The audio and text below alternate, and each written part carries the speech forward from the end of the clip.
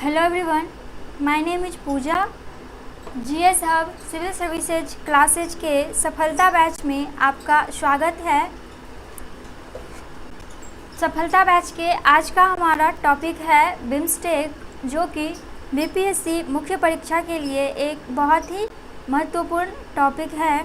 और आप लोग जानते होंगे कि पिछले कुछ समय से बिम्स्टेक कंटिन्यू चर्चा में बना हुआ है, तो संभावनाएं हैं कि आगामी बीपीएससी मुख्य परीक्षा में बिम्स्टेक से संबंधित प्रश्न देखने को मिल जाए। तो इसीलिए आज हम लोग बिम्स्टेक पर अपना एक हॉलिस्टिक समझ विकसित करेंगे, ताकि हमें बिम्स्टेक पर किसी भी तरह का उत्तर लिखने में कोई समस्या का सामना नहीं करना पड़े। तो स्टार्ट करते हैं आज के अपने टॉपिक को। बिम्स्टेक, जैसा कि आप लोगों को पता होगा कि बिम्स्टेक बंगाल की खाड़ी के देशों का एक क्षेत्रीय संगठन है, जो मुख्यतः बंगाल की खाड़ी के देशों से मिलकर बना हुआ है। 1990 के दशक में बिम्स्टेक की स्थापना होती है। और बिम्स्टेक के सदस्य देशों की बात करें तो बिम्स्टेक के सदस्य देश हैं भूटान, म्यांमार, नेपाल, श्रीलंका, बांग्लादेश, थाईलैंड और भारत। तो ये सभी देश इस वाले क्षेत्र में उपस्थित है। ये वही बंगाल की खाड़ी वाला क्षेत्र है, जिसमें सभी देश इसी क्षेत्र से इस संगठन के सदस्य बने हुए हैं। आप लोग देख सकते हैं कि ये श्रीलंका है, ये हमारा इंडिया है। इसके अलावा इधर ये भूटान है, इधर ये थाईलैंड, म्यांमार, बांग्लादेश और इधर नेपाल है। तो मैप पर आप लोग देख सकते हैं कि यही बिम्स्टेक के सदस्य देश हैं, जो कि कहाँ बसे हुए हैं, ये बंगाल की खाड़ी में बसे हुए हैं। अब थोड़ा सा जानते हैं बिम्स्टेक के बारे में। बिम्स्टेक की स्थापना कब हुई और इसकी वैश्विक स्थिति कैसी है। बिम्स्टेक की स्थापना बैंकॉक घोषणा के द्वारा 1997 में किया गया था। बिम्स्टेक की जो घोषणा है वह बैंकॉक घोषणा के तहत 1997 में किया गया था। हालांकि इसका जो वो प्रारूप था वह 1996 में ही क्षेत्रीय संगठन के रूप में तैयार किया जा चुका था, लेकिन इसकी जो औपचारिक घोषणा थी वह 1997 में होती है। बिम्स्टेक का जो प्रारंभिक नाम था वह था बिस्ट ईसी। बिस्ट ईसी के बाद यह बना बिम्स्ट ईसी, और इसके बाद यह 2004 के बाद से बिम्स्टेक कहलाने लगा।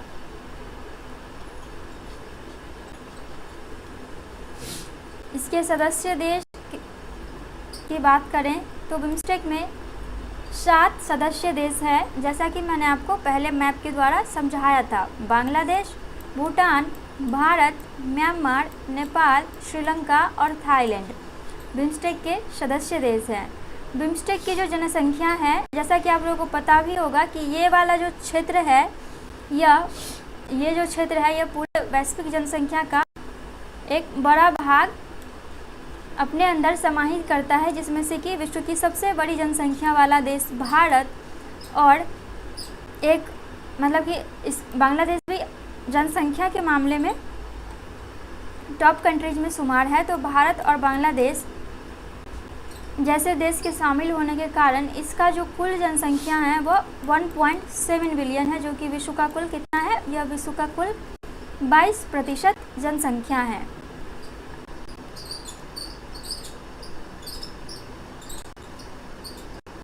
संयुक्त सकल घरेलू उत्पाद यह 2023 के अनुमान के अनुसार बिम्स्टेक सदस्य देशों का 5.2 ट्रिलियन था। फोकस क्षेत्र। बिम्स्टेक का फोकस क्षेत्र सदस्य देशों के बीच आर्थिक सहयोग, प्रौद्योगिकी, आपदा प्रबंधन, परिवहन, सार्वजनिक स्वास्थ्य, व्यापार और सुरक्षा के क्षेत्रों पर केंद्रित है। भारत इन सदस्य देशों में सबसे आर्थिक रूप से सबसे सशक्त देश है, जो कि अपने स्टार्टअप जैसे आर्थिक पहल को बिम्स्टेक देशों के साथ साझा करना चाहता है। इसके अलावा इस क्षेत्र में भारत अपना प्रौद्योगिकी से संबंधित अनुभव भी साझा करने की इच्छा रखता है। आपदा प्रबंधन में भी भारत बढ़ चढ़कर इस क्षेत्र में योगदान देता है। इसका उदाहरण हालिया आए सुनामी से लिया जा सकता है। परिवहन के लिए इस क्षेत्र में BBIN और Kaladan multi modal connectivity project प्रमुख है। सार्वजनिक स्वास्थ्य के क्षेत्र में भी वैक्सीन मैत्री पहल के तहत भारत ने सर्वप्रथम बिम्स्टेक सदस्यों की ही मदद की थी, जिसमें सबसे पहला खेप बांग्लादेश को दिया गया था। इसके अतिरिक्त भारत इस क्षेत्र में व्यापार में भी निवेश को अधिक महत्व देता है और क्षेत्रीय सुरक्षा के लिए भी यह बिम्स्टेक समन्वित रूप से काम करता है। अब देखते हैं हालिया आयोजित छठा बिम्स्टेक शिखर सम्मेलन के बारे में। यह शिखर सम्मेलन 2018 के बाद 2025 में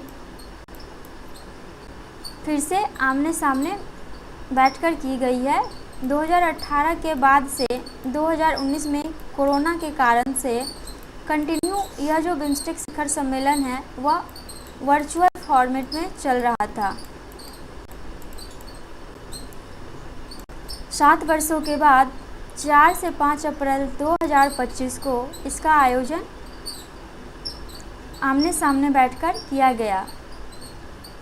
इस वर्ष का बिम्स्टेक का मेजबान थाईलैंड है, जो कि अभी का वर्तमान अध्यक्ष और होस्ट कंट्री है, जिसने अगली अध्यक्षता बांग्लादेश को सौंपी है। छठे बिम्स्टेक शिखर सम्मेलन का जो विषय था वह था बिम्स्टेक समृद्ध, लचीला और खुला।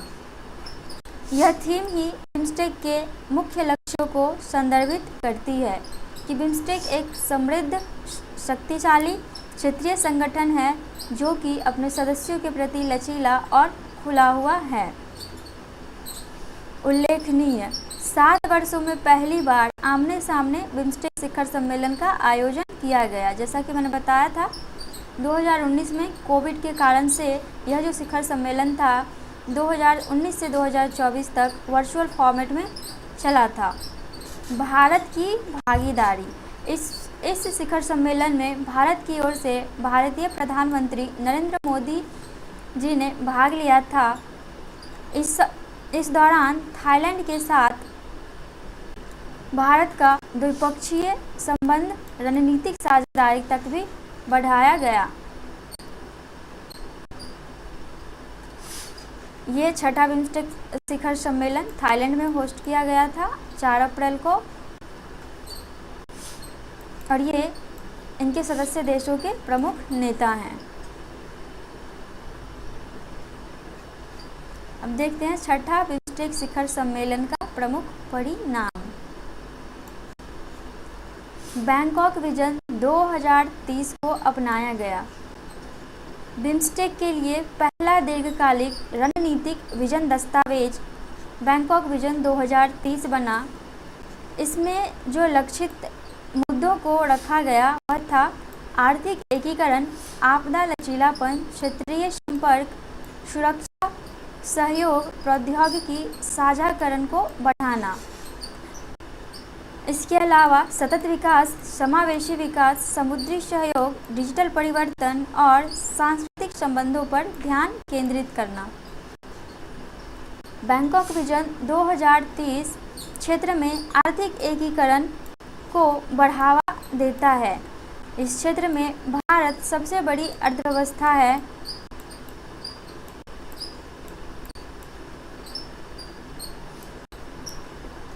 आपदा लचीलापन ढांचा निर्माण को लेकर भी इसमें एक विजन दस्तावेज प्रस्तुत किया गया है। यह क्षेत्र बंगाल की खाड़ी में होने के कारण से सुनामी के प्रति अधिक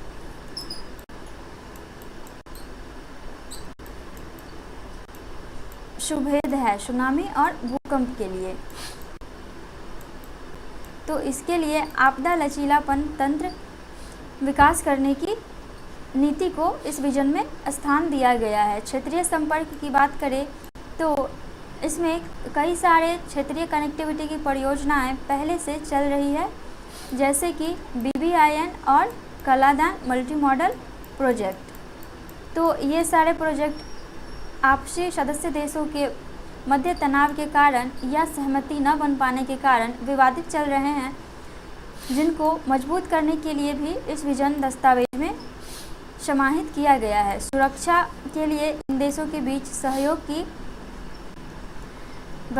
सहयोग को अपनाया गया है। इन देशों में जो मुख्य चुनौतियां हैं वह सुरक्षा से लेकर भी है।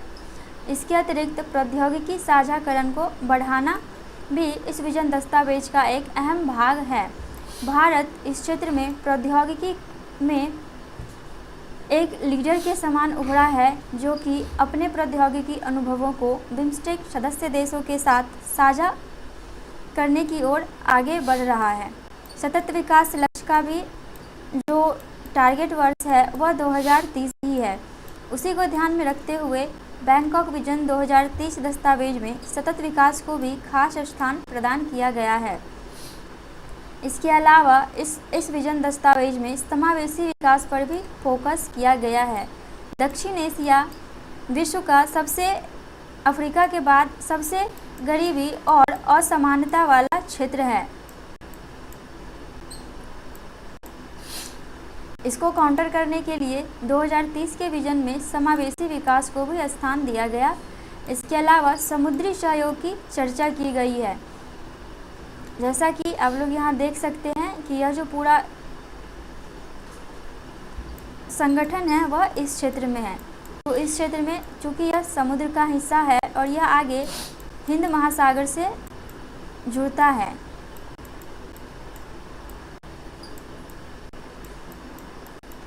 तो ऐसे में सदस्य देशों के लिए इस क्षेत्र में समुद्री सहयोग का होना नितांत आवश्यक है। इसी महत्व को ध्यान में रखते हुए विजन दस्तावेज बैंकॉक विजन दस्तावेज 2030 में समुद्री सहयोग को शामिल किया गया है। इसके अलावा डिजिटल परिवर्तन और सांस्कृतिक संबंधों पर ध्यान भी केंद्रित किया गया है। अपनाए गए प्रक्रिया नियम बिम्स्टेक के सुचारू नियम आधारित कामकाज को सुनिश्चित करने के लिए एक औपचारिक संस्थागत ढांचा तैयार किया गया। बिम्स्टेक के समक्ष ये एक महत्वपूर्ण बाधा थी कि इसके पास कोई औपचारिक संस्थागत ढांचा नहीं था। तो छठे बिम्स्टेक शिखर सम्मेलन में इस बात पर सहमति बनी है कि औपचारिक संस्थागत ढांचा तैयार किया जाए। समुद्री परिवहन सहयोग समझौते पर हस्ताक्षर। बंगाल की खाड़ी क्षेत्र में समुद्री संपर्क को इस समझौते से बढ़ावा मिलेगा।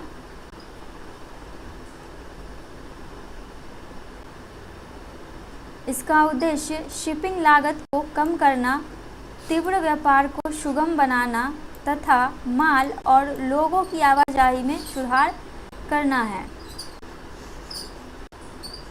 इसके अलावा इस छठे बिम्स्टेक शिखर सम्मेलन में बिम्स्टेक प्रतिष्ठित व्यक्तियों के समूह की रिपोर्ट के रूप में विजन 2030 के अनुरूप भावी सहयोग को निर्देशित करने के लिए सिफारिशें प्रस्तुत की गई है। तो यह छठे बिम्स्टेक शिखर सम्मेलन का प्रमुख परिणाम था, जिसमें बैंकॉक विजन दस्तावेज 2030 को अपनाया गया और बिम्स्टेक के लिए औपचारिक संस्थागत ढांचा तैयार करने पर सहमति बनी। इसके अलावा समुद्री परिवहन सहयोग समझौते पर भी हस्ताक्षर किया गया। अब देखते हैं कि इस शिखर सम्मेलन में भारत की ओर से कौन कौन सी पहल थी और भारत ने क्या क्या प्रस्ताव पेश किया। तो इसमें भारत ने पहला संस्थागत निर्माण के रूप में कई प्रस्ताव पेश किए, जिसमें भारत में बिम्स्टेक उत्कृष्टता केंद्र का निर्माण प्रमुख रहा।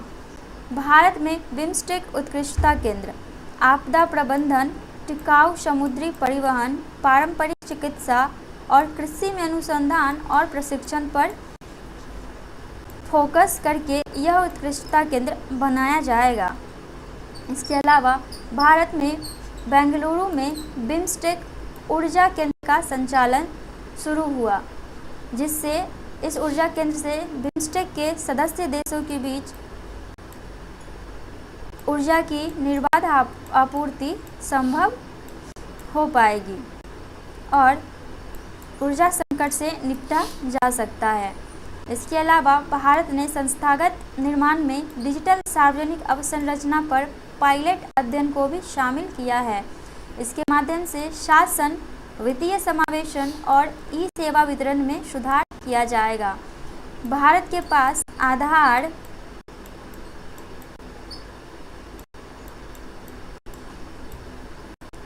यूपीआई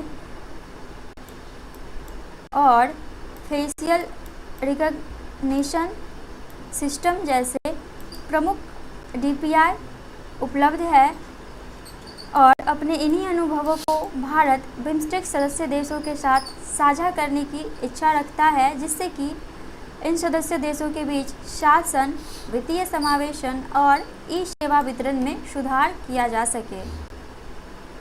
नई योजनाओं और क्षमता निर्माण के लिए भी भारत ने छठी बिम्स्टेक शिखर सम्मेलन में 2 कार्यक्रमों को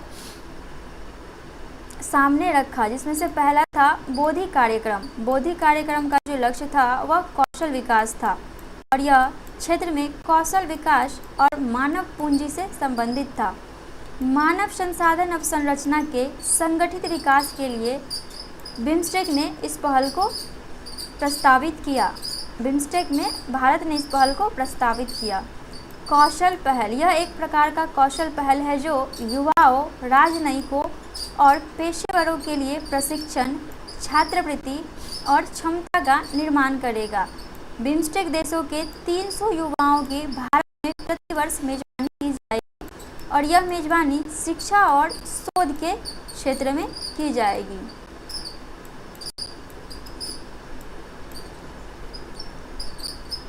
अगला जो कार्यक्रम था वह कैंसर देखभाल क्षमता निर्माण कार्यक्रम है। जैसा कि हालिया कई रिपोर्टों में सामने आ चुका है कि दक्षिण एशिया का जो क्षेत्र है उसमें कैंसर का प्रसार तीव्रतम गति से हो रहा है और भारत के साथ बिम्स्टेक के लगभग सभी देश इससे परेशान हैं, जिसके कारण से भारत ने एक कैंसर देखभाल क्षमता निर्माण कार्यक्रम की घोषणा की। भारत क्षेत्रीय स्वास्थ्य सेवा, बुनियादी ढांचे और प्रशिक्षण का इसके माध्यम से समर्थन करेगा। कनेक्टिविटी और डिजिटल सहयोग, भारत के यूपीआई को बिम्स्टेक भुगतान प्रणाली से जोड़ने का प्रस्ताव रखा गया है। यूपीआई भारत का एक एकीकृत पेमेंट सिस्टम बैंक है जो कि एक दिन में करीब 14.9.6 बिलियन डॉलर का लेन देन करता है। हालांकि जो ये बिम्स्टेक सदस्य देश हैं इनमें से कई देश जैसे कि बांग्लादेश, नेपाल,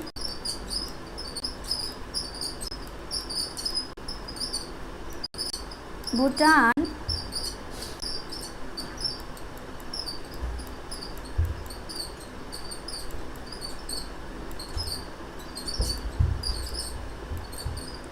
और श्रीलंका में यूपीआई पहले से ही मान्य है, परंतु बचे हुए सदस्य देशों को भी इसमें जोड़कर एक बिम्स्टेक भुगतान प्रणाली को और बेहतर करने की प्रस्ताव को भारत सरकार ने रखा है। इसका उद्देश्य वित्तीय एकीकरण, डिजिटल व्यापार को बढ़ाना और पर्यटन को क्षेत्र में बढ़ावा देना है। अंतरिक्ष सहयोग। नैनो उपग्रहों के निर्माण, ग्राउंड स्टेशन स्थापित करने और रिमोट सेंसिंग डेटा का उपयोग करने में सहायता करेगा। इसके क्षेत्र में भारत ने बांग्लादेश में नैनो उपग्रहों के प्रक्षेपण का कार्य पहले ही आरंभ कर दिया है। भारत अपनी अंतरिक्ष क्षमता का उपयोग बिम्स्टेक सदस्य देशों के विकास के लिए भी करना चाहता है, ताकि ये देश भी अपने अंतरिक्ष शोध को अगली पड़ाव तक ले जा सके। लोगों के बीच संपर्क एवं सांस्कृतिक कूटनीति। इसके लिए भारत ने बिम्स्टेक एथलेटिक्स मीट 2025 की घोषणा की है। बिम्स्टेक खेल 2027 में शुरू होंगे। यह बिम्स्टेक के 30वीं वर्षगांठ के उपलक्ष्य में आरंभ किया जाएगा।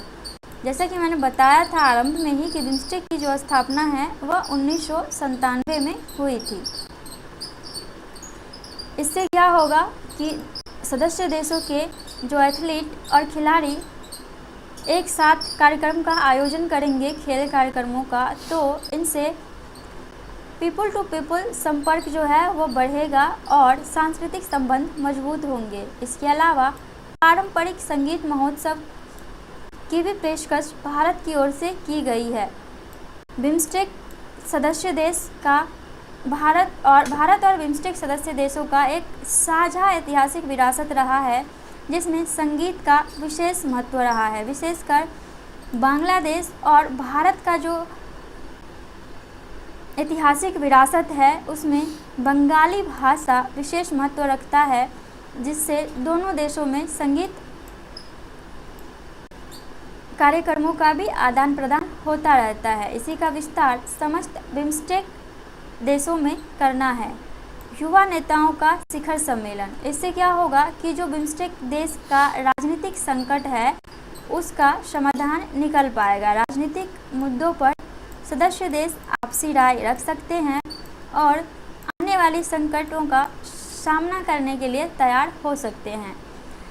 हैकाथॉन से नई एनर्जी और नई ऊर्जा और नए आइडियाज़ का विस्तार होगा। आगंतुक कार्यक्रमों के द्वारा युवाओं और पेशेवरों का आदान प्रदान किया जाएगा। इन सभी कार्यक्रमों से क्या होगा कि बिम्स्टेक क्षेत्र में सांस्कृतिक कूटनीति समृद्ध होगी और लोगों से लोगों के बीच लगाव में वृद्धि होगी। इससे सांस्कृतिक संबंध और अधिक मजबूत होगा।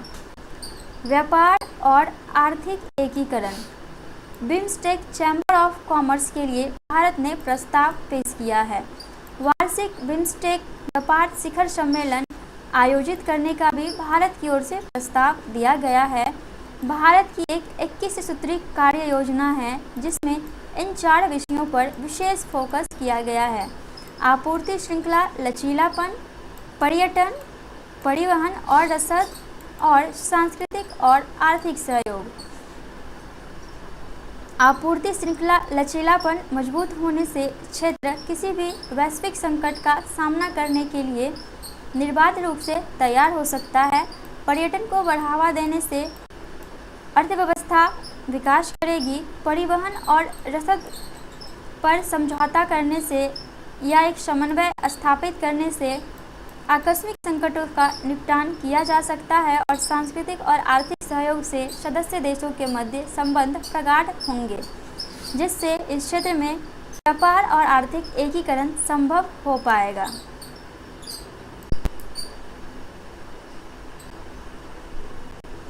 अब आगे देखते हैं बिम्स्टेक का सामरिक महत्व।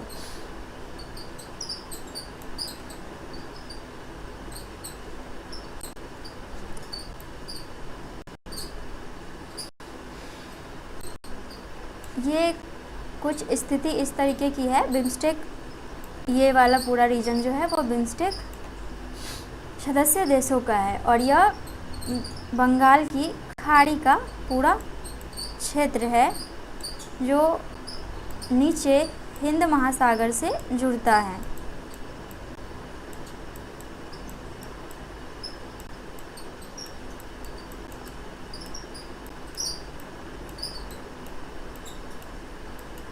इसके अलावा इधर से ये प्रशांत महासागर से जुड़ता है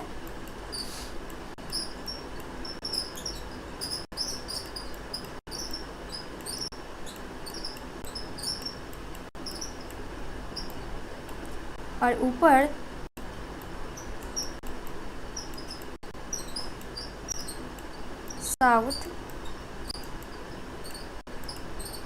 साउथ चीन का सागर है।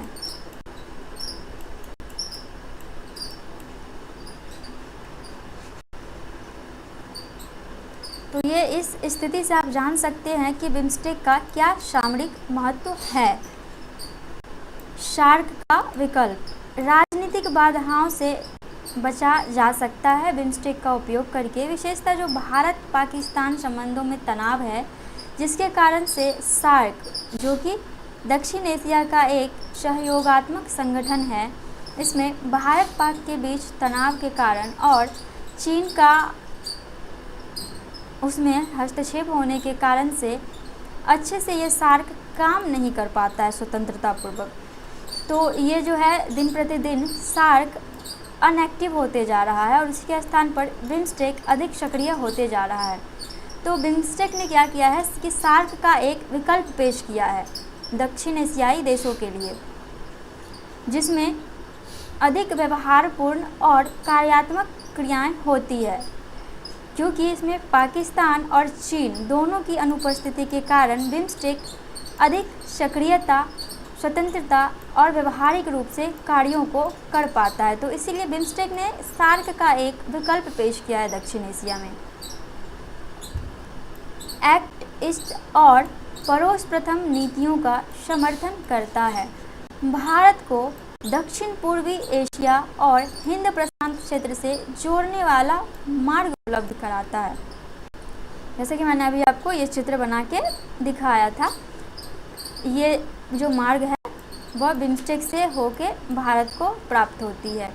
भारत को दक्षिण पूर्व एशिया और हिंद महासागर, हिंद प्रशांत क्षेत्र से जोड़ने का मार्ग इसके द्वारा उपलब्ध कराया जाता है। इसके अलावा भारत की समुद्री और आर्थिक पहुंच को भी बिम्स्टेक बढ़ावा देता है। क्षेत्रीय सुरक्षा और एचडीआर सहयोग आतंकवाद निरोधी, साइबर सुरक्षा और आपदा राहत का शॉर्ट फॉर्म है। आतंकवाद निरोध, साइबर सुरक्षा और आपदा राहत में सामूहिक क्षमताओं को बिम्स्टेक बढ़ाने में सहायक की भूमिका निभाता है। क्योंकि इस क्षेत्र का जो मूल समस्या है वह यही है, आतंकवाद, साइबर सुरक्षा और प्राकृतिक आपदा, जिसमें सुनामी और भूकंप जैसी आपदाएं सम्मिलित है। BRI का प्रतिकार बंगाल की खाड़ी क्षेत्र में चीन की बेल्ट एंड रोड पहल के लिए दक्षिण सहयोगात्मक विकल्प की पेशकश करता है। बिम्स्टेक बेल्ट एंड रोड पहल के काउंटर के रूप में BBIN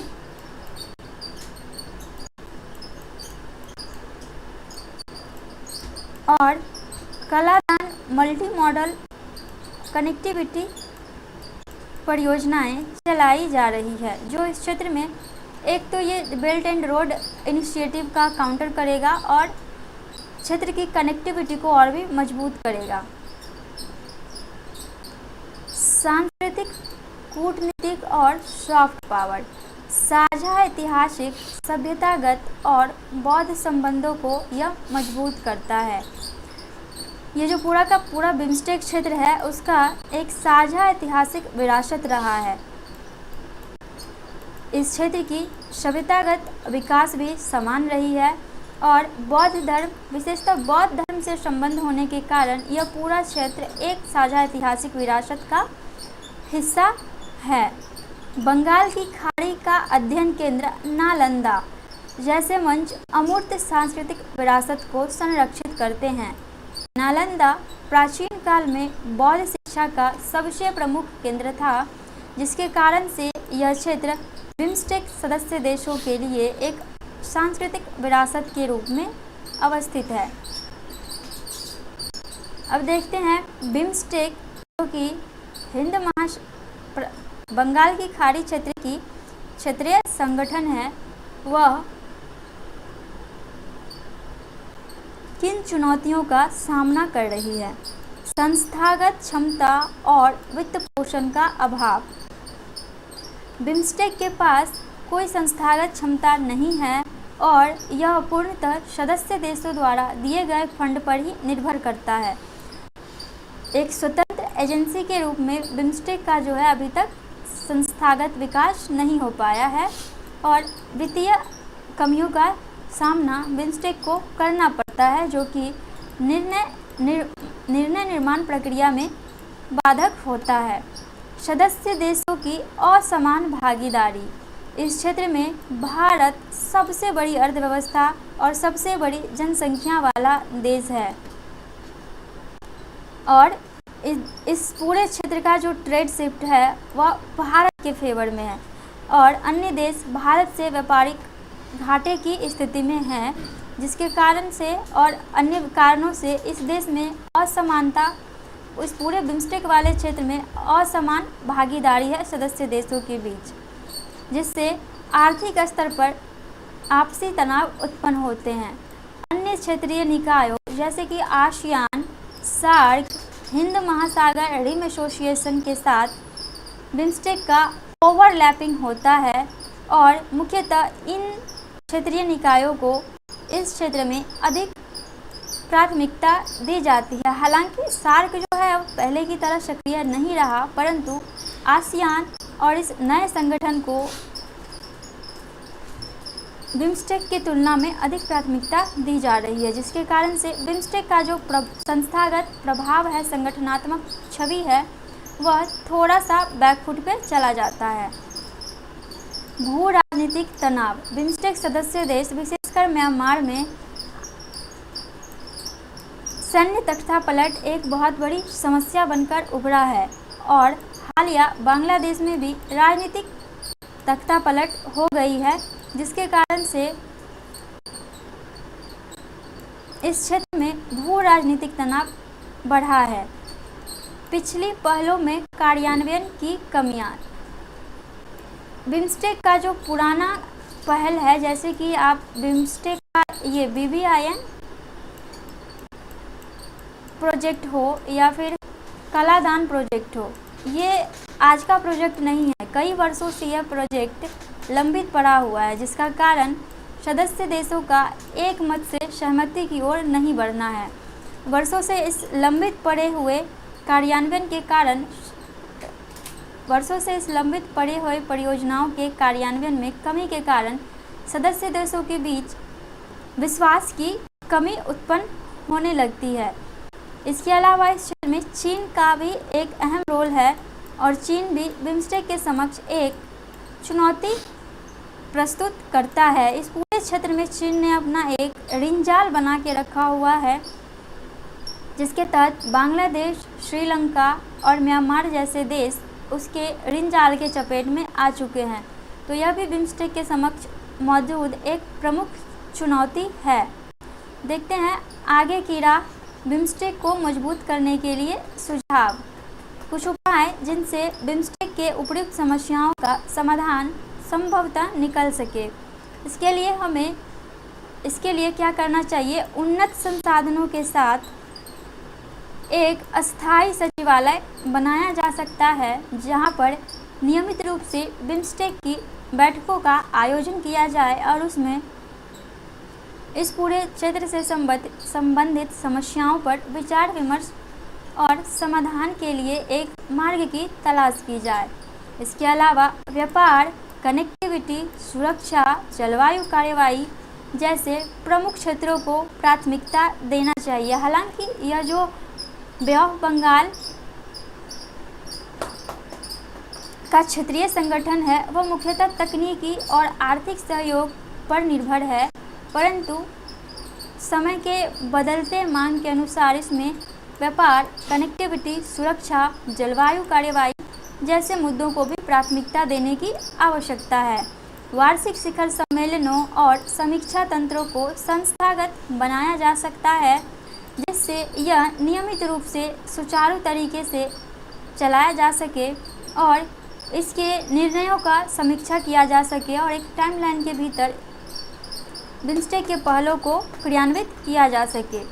निजी क्षेत्र और नागरिक समाज की सहभागिता को बढ़ावा देना चाहिए। इससे क्या होगा कि इस क्षेत्र में जो सदस्य देशों के नागरिक समाज के बीच आपसी मनमुटाव है वह कम होगा और सांस्कृतिक संबंधों के आधार पर क्षेत्रीय एकता मजबूत होगी। बिम्स्टेक एफटीए वार्ता और डिजिटल अर्थव्यवस्था ढांचे में तेजी लाना भी एक महत्वपूर्ण उपाय हो सकता है। एफटीए वार्ता से इस क्षेत्र की आर्थिक असमानता कम होगी और इस पूरे क्षेत्र का समावेशी विकास संभव हो पाएगा। डिजिटल अर्थव्यवस्था अपनाने से यह क्षेत्र वैश्विक रेस में बना रहेगा और प्रौद्योगिकी में भी आगे बढ़ता रहेगा। तो ये इस तरीके से कुछ समाधान बिम्स्टेक के लिए हो सकता है जो हमारे परीक्षा के दृष्टिकोण से बहुत महत्वपूर्ण है। अब आते हैं हम लोग अपने प्रश्न के इस टॉपिक के अंतिम पड़ाव की ओर, जो कि निष्कर्ष है। छठा बिम्स्टेक शिखर सम्मेलन का निष्कर्ष। छठा बिम्स्टेक शिखर सम्मेलन वैश्विक अस्थिरता के बीच क्षेत्रीय एकीकरण के लिए एक नए सिरे से प्रयास का प्रतीक है। डिजिटल बुनियादी ढांचे से लेकर सांस्कृतिक कूटनीति तक भारत के सक्रिय पहलों का उद्देश्य एक लचीला, परस्पर जुड़ा हुआ और समृद्ध बंगाल की खाड़ी समुदाय का निर्माण करना है, जो कि बिम्स्टेक 2027 में अपनी 30वीं वर्षगांठ के करीब पहुंच रहा है। इसलिए यह शिखर सम्मेलन गहन सहयोग, नवाचार और साझा विकास के लिए आधार तैयार करता है।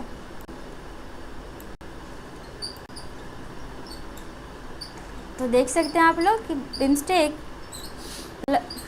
30 वर्ष का होने वाला है, कब? 2027 में।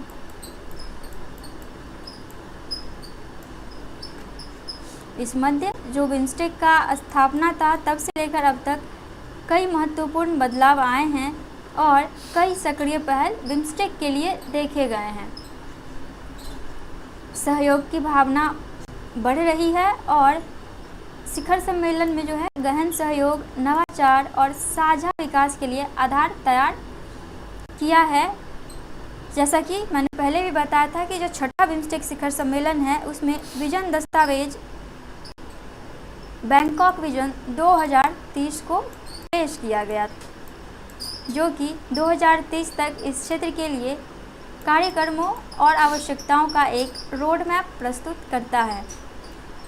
उम्मीद है आप लोगों की बिम्स्टेक वाले इस टॉपिक पे एक अच्छी समझ बनी होगी। अगर कहीं भी आपको इस टॉपिक में कोई डाउट आ रहा है तो कृपया कमेंट कर दें। इस वीडियो को देखने के लिए धन्यवाद।